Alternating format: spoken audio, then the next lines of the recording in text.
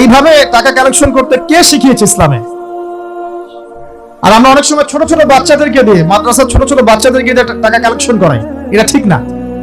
কেন ঠিক না জানেন? ছোটবেলা থেকেই ওর ব্যক্তিত্ব নষ্ট হচ্ছে। এই হাতটা উত্তম না এই হাতটা উত্তম? উপরের হাত উত্তম, নিচের হাত উত্তম? তো ছোটবেলা থেকে সে নিচের হাতে অভ্যস্ত হচ্ছে। দেখেন, এত টাকা পয়সা কালেকশন করে আমাকে আরেকটা স্বতন্ত্র মসজিদ করতেই হবে জরুরি? খুবই জরুরি ছিল। মানুষের কাছে হাত চেয়ে, হাত পেতে রাস্তাঘাটে এরকম করে গাড়ি থামিয়ে, তারপরে কি বলবো, সুর করে গান গেয়ে এত টাকা পয়সা কালেকশন করতেই হবে? মসজিদটা আমাকে টাইলস ফিটিং করতেই হবে? এসি মসজিদ করতেই হবে? আমরা এমনও মসজিদ রংপুরে দেখেছি 10 বছরেও টাকা কালেকশন শেষ হয় নাই। 10 বছর ধরে কালেকশন হচ্ছে। আমি ছোটবেলা থেকে দেখছি কালেকশন হচ্ছে। কি বুঝলেন? তো এগুলো আমাদের ব্যক্তিত্ব নষ্ট করে। মুসলিমরা উপরের হাতের মালিক। সারা বিশ্ব আমরা একসময় চালিয়েছি। এই পশ্চিমা সভ্যতা আমাদেরকে কি শিখায়? সারা বিশ্ব আমরা চালিয়েছি। এই আপনার উমাইয়া খেলাফতের সময়ও কর্ডোভায় আব্দুর রহমানের যে শাসন ছিল, কর্ডোভা, স্পেন, পর্তুগাল, এই পুরো জায়গাগুলো পশ্চিমা বিশ্বের, এগুলো মুসলিমরা শাসন করেছে প্রায় 500-600 বছর। ইতিহাস তো আমরা জানিও না, পড়িও না, ভুলে গেছে।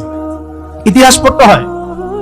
হিস্ট্রি ঘাটলে দেখবেন রাসূল সাল্লাল্লাহু আলাইহি ওয়াসাল্লামের 23 বছরের নববী যুগ, স্বর্ণযুগ, তারপর আবু বকর সিদ্দিকের খেলাফত, তারপর উমর ইবনুল খাত্তাবের খেলাফত।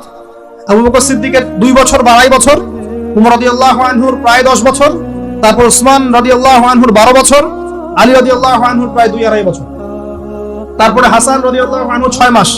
এরপরে উমাইয়া খেলাফত শুরু হলো মুয়াবিয়া রাদিয়াল্লাহু আনহু হাতে প্রায় 20 বছর। উমাইয়ারা শাসন করেছে প্রায় 90 থেকে 100 বছর।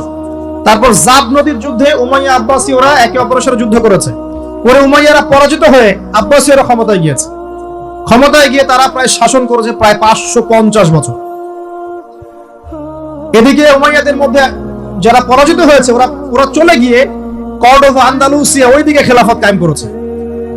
তারপরে আবার এদিকে ফাতেমি খেলাফত ছিল, উসমানীয় খেলাফত ছিল, তারপরে মিশরে তুলুনি একটা রাজবংশ ছিল, আমাদের সাবকন্টিনেন্টে মোগলরা ছিল, সারা বিশ্বে আমরাই ছিলাম।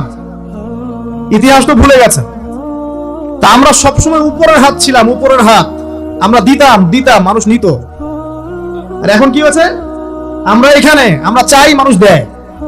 আর ওরা কি আর এমনি দেয়? ওরা চড়া সুদ দিবে না? ওয়ার্ল্ড ব্যাংকে যান লোন নিতে, চড়া সুদ।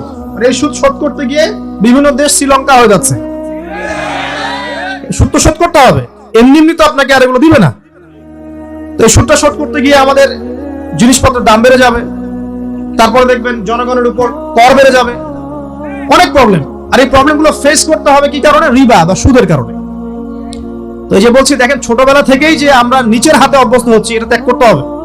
ব্যক্তিত্বের পরিচয় দেন। এত টাকা পয়সা চেয়ে প্রতিষ্ঠান করার দরকার নাই। আমার জমি আছে 1 বিঘা, আমি প্রতিষ্ঠান করবো। আপনার 2 বিঘা আপনি করেন, যার সামর্থ্য আছে সে করবে, সামর্থ্য নেই করার দরকার নেই। আর একটা মসজিদ যদি কবুল হয়, একটা মসজিদ একটা জেলার জন্য যথেষ্ট। একটা মসজিদ নববী থেকে নবী সাল্লাল্লাহু আলাইহি ওয়াসাল্লাম সারা দুনিয়া শাসন করেছে। আর আমাদের তো কোটি কোটি মসজিদ বাংলাদেশে। এই যুগের কথাও নবীজি বলেছেন, যে যুগে মসজিদগুলো চাকচিক্যময় হবে, মসজিদগুলো কি হবে? চাকচিক্যময় হবে, হেদায়েত উঠে যাবে, এবং মসজিদের মধ্যে শোরগোল, হট্টগোল বেড়ে যাবে। দেখেন না, মসজিদে হট্টগোল বেড়ে গেছে না? এটা সেই যুগ। তো যেটা বলছিলাম প্রিয় ভাইরা, যে নিচের হাতে অভ্যস্ত না, উপরের হাতে অভ্যস্ত হতে হবে। এই কারণে এই যে একটা হাদিসের কথা শুরু করলাম, যে আনসার সাহাবী কারা ছিল? যারা মুহাজির সাহাবীদেরকে আশ্রয় দিয়েছে। এখন এই সাহাবীদের মধ্যে একজন ইন্তেকাল করেছে।